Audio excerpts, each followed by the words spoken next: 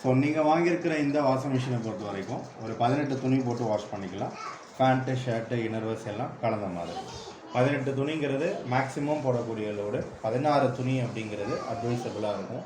12 துணி போட்டிங்கன்னா இன்னுமே பெஸ்ட்டாக இருக்கும். எந்த அளவு லோடு கம்மி கொடுக்குறோமோ வாஷிங் எஃபிஷியன்சி நல்லாயிருக்கும். Mechanical component life. So load கம்மி போகிறது வெரி இம்பார்ட்டன்ட். சரிங்களா? கம்பெனி 2 விஷயங்களை கட்டாயம் ஃபாலோ பண்ணுங்கள் அப்படின்னு சொல்லி உங்களுக்கு அட்வைஸ் கொடுக்கும். அதில் ஒன்று லோடு கம்மி போடுறது, இன்னொன்று மிஷினை க்ளீன் பண்ணுறது. இந்த 2த்தையும் நீங்கள் ஃபாலோ பண்ணிட்டீங்க அப்படின்னா 5லேருந்து 8 வருஷம் மெக்கானிக்கல் காம்பனன்ட் லைஃப் தாராளமாக வந்துடும். எப்போவுமே இன்னர்வேர்ஸ் கீழே போடணும். ஷர்ட், பேண்ட், பெரிய துணி மேலே போடணும். துணியை அள்ளி கொட்டிடாதீங்க. லெஃப்ட் சைடில் ஒரு துணினா ரைட் சைடில் ஒரு துணி சொல்லிட்டு சர்க்கிள் பண்ணி துணி போடுங்க. போடக்கூடிய 16 துணியுமே நீங்கள் சர்க்கிள் பண்ணி தான் போடணும்.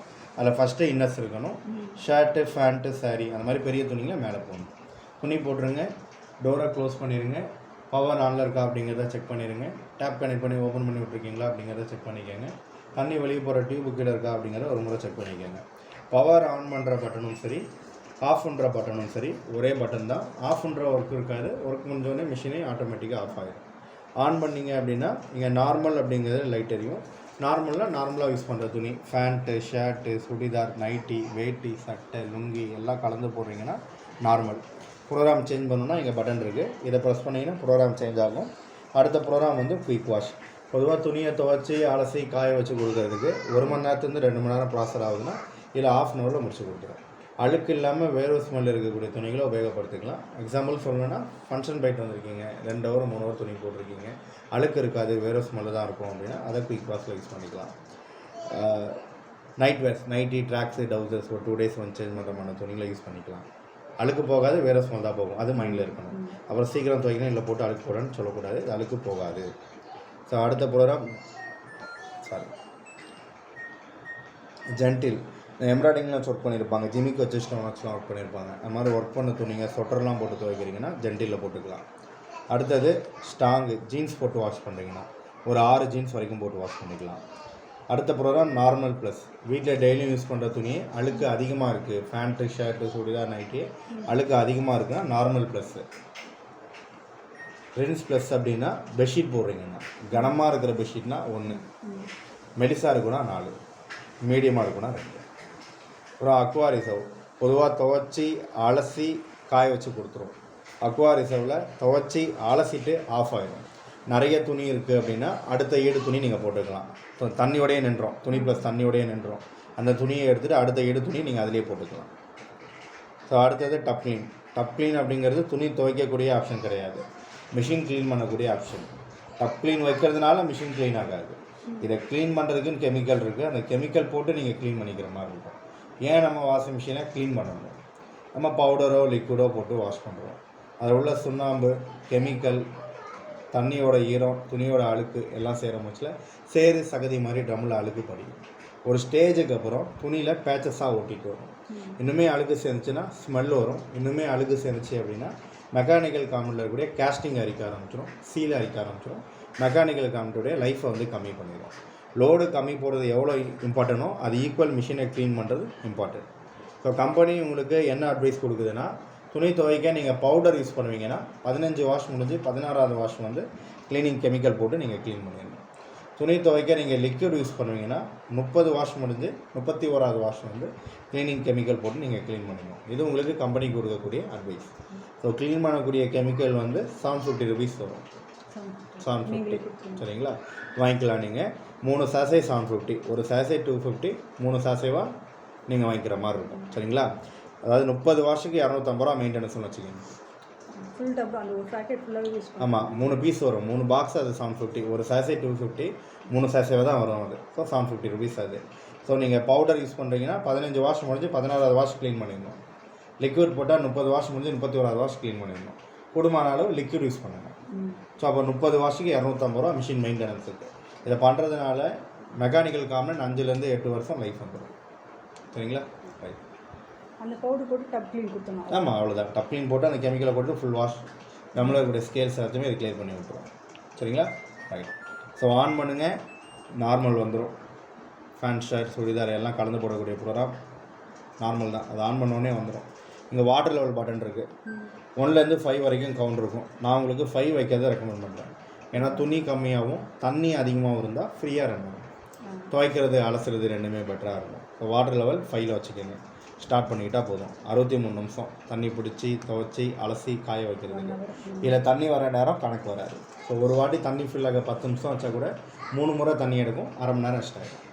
தண்ணி ஸ்லோவாக வருது அப்படின்னா ஒரு முறை தண்ணி எடுக்க 15 நிமிஷம், 3 முறை தண்ணி எடுக்க 45 நிமிஷம். இது வந்து வெறும் இது மட்டும் தான் மிஷின் வேலை செய்கிற நேரம் தான் இந்த 63 நிமிஷம்.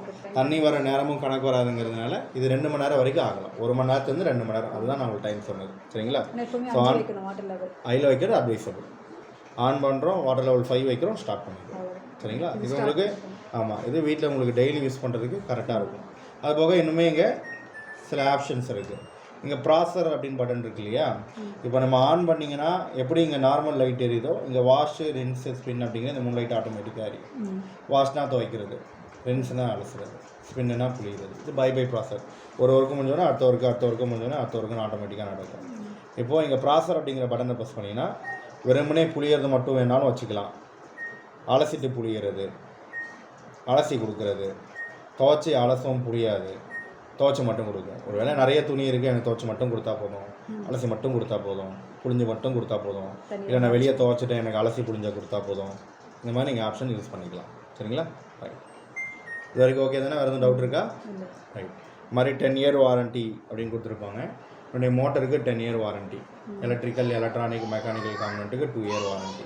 தண்ணி வெளியே போகிற டியூபு, உள்ளே வர டியூபு, கண்ணாடி, பாடி வாரண்ட்டியில் வராது. எலி கடிச்சு ஃபால்ட்டுனா சார்ஜஸ் இருக்கும். சேஃப்டி பின்னு காயின் மாடிக்கு ஃபால்ட்டுனா சார்ஜஸ் இல்லை. நாங்கள் க்ளோஸ் பண்ணி தான் வச்சுருக்கிறோம். ஓப்பன்லாம் கிடையாது, க்ளோஸ்டு தான். பிளாஸ்டிக் தானே பேஸு, கடிச்சிட்டு போகிறது ஒன்றும் பெரிய விஷயம் இல்லை. கொஞ்சம் சேஃப்டியாக பாருங்கள். எனக்கு தெரிஞ்சு நீங்கள் ஆளில் வச்சிங்கன்னா 99% கடிக்க வாய்ப்பே கிடையாது. ஆமாம், ஆளில் வச்சு கடிக்கிறது அப்படிங்கிறத நான் பார்த்ததே கிடையாது இது வரைக்கும்.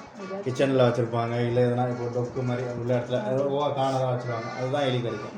ஆளில் இப்படி சென்டர் பேஸாக இருக்கிற இடத்துல எலி கடிக்கிறதுக்கு வாய்ப்பே கிடையாது. க்ளோஸ் ஆகி தான் இருக்குது, ஓப்பன்லாம் கிடையாது. இருப்பினும் ஒரு வேளை எலி கடிச்சு ஃபால்ட்டுனா அது கம்பெனி பொறுப்பேற்றுக்காது, அது நீங்கள் தான் இது சரிங்களா? நான் சொல்கிறேன், இன்னும் முடியல, நிறைய சொல்ல வேண்டியது இருக்கேன். சரி கேட்டிங்க, இப்பயே சொல்லிடுறேன் அப்படிங்க. இதுதான் டிடர்ஜென்ட் போடுறதுக்கான டிஸ்பென்சர். சரிங்களா? ஃபஸ்ட்டு துணியை போட மோஸ்ட்லி துணி துவைக்கிற லிக்விடோ பவுடரோ இதில் போட்டு விட்டுருங்க. கம்ஃபர்ட் போகிற பழக்கம் இருக்குன்னா கம்ஃபர்ட்டை இதில் கொட்டி விட்டுறணும். இல்லை டிடர்ஜென்ட் போட மோஸ்ட்லி கம்ஃபர்ட் இதில் கொட்டி விட்டுறணும். போட மோஸ்ட்லியே போட்டுறணும். அலசுற நேரத்தை தான் எடுத்துக்கணும். ஆமாம், போட மோஸ்ட்லி ஆனால் போட்டுறணும். போடுற பழக்கம் இருந்தால் தான், நாங்கள் போட்டு தான் ஆகணும்னு சொல்லலை. கம்ஃபர்ட்டை போடுற பழக்கம் இருந்தால் போடுங்க. சரிங்களா? இது மாதிரி உள்ளே வந்து ஒரு பாக்ஸ் இருக்கும், லிண்ட் பாக்ஸ் சொல்லுவோம். துணியில் இருக்கக்கூடிய நூல் டேமேஜ் ஆகிறது வந்து கரெக்டாக இருக்கும். 2 வாஷுக்கு ஒரு வாட்டி க்ளீன் பண்ணிடணும். 2 வாஷுக்கு ஒரு வாட்டி இருந்தீங்கன்னா வந்துடும். துணியில் ஒரு நூலாக மாட்டிட்டு துணியை க்ளீன் பண்ணிடணும். இதை 2 வாஷுக்கு ஒரு வாட்டி பண்ணிக்கணும். சரியா? மாதிரி மோட்டருக்கு 10 இயர் வாரண்ட்டி, எலக்ட்ரிக்கல் எலக்ட்ரானிக் காம்பனண்ட்டுக்கு 2 இயர்ஸ் வாரண்ட்டி. சரிங்களா? முடிஞ்சால் மிஷினுக்கு ஸ்டாண்டு வைங்க. ஸ்டாண்டு வைக்கிறதுனால என்ன பெனிஃபிட் அப்படின்னா, தரையிலேருந்து ஒரு 4 inches மேலே இருக்கும். 4 சைடு ஈட்டு ரொட்டீன் ஆகும். மோட்டர் எஃபிஷியன்சி நல்லாயிருக்கும். தண்ணி ட்ரெயின் பண்ணுறதுக்கு ஃப்ளோ கிடைக்கும். சர்ஃபேஸை க்ளீன் பண்ணணும்னா ஈஸியாக இருக்கும். ஸ்டாண்டு வேணும் அப்படின்னா கம்பெனிலே அவைலபிள் தான். இல்லை நான் ஆன்லைனில் வாங்கிக்க போகிறேன், அது உங்களுடைய சௌகரியம், நம்ம உங்களை தடுக்க போகிறது கிடையாது. கம்பெனி ஸ்டாண்ட் 1900 ரூபா வரும். டெமோ நேரத்தில் வாங்கினா 100 ரூபா டிஸ்கவுண்ட் இருக்கும், 1800 வரும். மெட்டல் ஸ்டாண்டு தான் பவுடர் கோட்டட் பண்ணியிருப்பாங்க, நல்ல ஹெவியான ஒரு குவாலிட்டியாகவே இருக்கும். நீங்கள் வெளியே வாங்கிக்கிறீங்க, அது உங்களுடைய விருப்பம். சரிங்களா? நாங்கள் அதை போடணும்னு உங்களை கட்டாயப்படுத்த. நாங்கள் கட்டாயம் ஃபாலோ பண்ணுங்கள் அப்படின்னு சொல்கிறது மெயின் 2 விஷயந்தான். ஒன்று லோடு கம்மி போடுறது, இன்னொன்று மிஷினை க்ளீன் பண்ணுறது. இதுதான் நாங்கள் கட்டாயம் ஃபாலோ பண்ணுங்கன்னு சொல்கிறது. அப்புறம் கவர் வேணாலும் கம்பெனியில் அவைலபிள் தான். கலர் ஃபேடாவது புதுசாக மெயின்டைன் பண்ணிக்கலாம். கவர் வேணும்னா 800 rupees வரும். டெமோ நேரத்தில் வாங்கினா 100 ரூபா டிஸ்கவுண்ட், 700. அப்புறம் ஃபில்டர் ஒன்று போட சொல்லுவோம். டேங்கில் இருக்கக்கூடிய ஒவ்வொரு மண், பாசி இதெல்லாம் வந்து தண்ணி பம்ப் பண்ணுற மோட்டரில் போய் அடைச்சிடும். அதனால் மோட்டர் வந்து ஹீட் ஆகிட்டு வீக் ஆகிறதுக்கு வாய்ப்பு இருக்கும். தண்ணி ஃப்ளோ ஸ்லோவாக வரும். அப்போ டைம் டியூரேஷன்ஸ் அதிகமாகும். சரிங்களா? அதுக்கு ஒரு ஃபில்டர் போட சொல்லுவோம். அது ஒரு 460 rupees வரும். இதில் இந்த கெமிக்கலும் ஃபில்டரும் வந்து கட்டாயம் யூஸ் பண்ணுங்கள் அப்படிங்கிற கேட்டகரி. லோடு கம்மி போடுறது மெயின். சரிங்களா? கவரு ஸ்டாண்டு போடுறதுனால பெனிஃபிட் இருக்குது, பட் போட்டு ஆகணும்னு கட்டாயம். புரியுதுங்களா? எதுவும் டவுட் இருக்கா இது வரைக்கும்? அது மாதிரி ஆஃப்டர் 2 இயர்ஸ்க்கு அப்புறம் நீங்கள் அவுட் ஆஃப் வாரண்ட்டி தான். இன்கேஸ் ஒரு ஃபால்ட் அப்படின்னா கம்பெனியில் வந்து பார்க்குறதுக்கு 767 ரூபாய் சர்வீஸ் சார்ஜ் வாங்க. ஸ்பேர் மாத்திரம்னா தனி காஸ்ட் ஆகும். சரிங்களா? அதை ஏன் இன்றைக்கி இப்போ சொல்கிறேன் அப்படின்னா, வாரண்டியை நீங்கள் எக்ஸ்டெண்ட் பண்ணிக்கலாம்.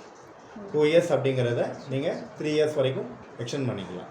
அதை ஏன் இன்றைக்கி இப்போ சொல்கிறேன் அப்படின்னா, டெமோ வந்த இந்த டேட்லேருந்து ஒரு வாரத்துக்குள்ளே நீங்கள் பண்ணிக்கிறீங்கன்னா உங்களுக்கு 50% டிஸ்கவுண்ட் இருக்கும்.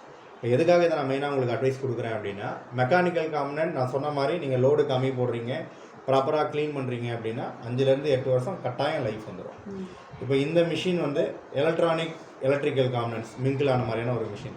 எலக்ட்ரிக்கல் காம்பனன்ட்ஸுங்கிறது இதில் கம்மி தான், எலக்ட்ரானிக் காம்பனன்ட்ஸ் தான் இதில் அதிகம். இதில் ஒரு ஃபால்ட் அப்படின்னு நீங்கள் கூப்பிட்டீங்க அப்படின்னா மினிமம் அதோடைய ஸ்பேர் பார்ட்ஸ் காஸ்ட் வந்து 1300 இல்லை 1200 வரும். ரவுண்டாக 1300 சொல்கிறேன்னு வச்சுக்கோங்களேன். சர்வீஸ் சார்ஜிங் கணக்கு பண்ணிங்கன்னா அப்போ 2000 இல்லாமல் நீங்கள் ஒரு ஃபால்ட்டுனா ரெடி பண்ண முடியாது. போர்டு வந்து கொஞ்சம் காஸ்ட்லி, 5800 rupees வரும். சர்வீஸ் சார்ஜிங் கணக்கு பண்ணிங்கன்னா 6500 ஆகிடும். ஏன்னா இப்போ உங்களுக்கு டேக்ஸ் கம்மியாக இருக்குது, ப்ளஸ் இதனால கொஞ்சம் ரேட் கம்மியாக வாங்கியிருப்பீங்க. ஏன்னா உங்களுக்கு இன்னும் இது ரேட்டு கூட இருக்கும். சரிங்களா? இது எதுக்காக இதை சொல்கிறேன் அப்படின்னா, நாளைக்கு ஒரு வேளை ஃபியூச்சரில் ஃபால்ட் அப்படின்னா அன்றைக்கி அந்த அமௌண்ட் உங்களுக்கு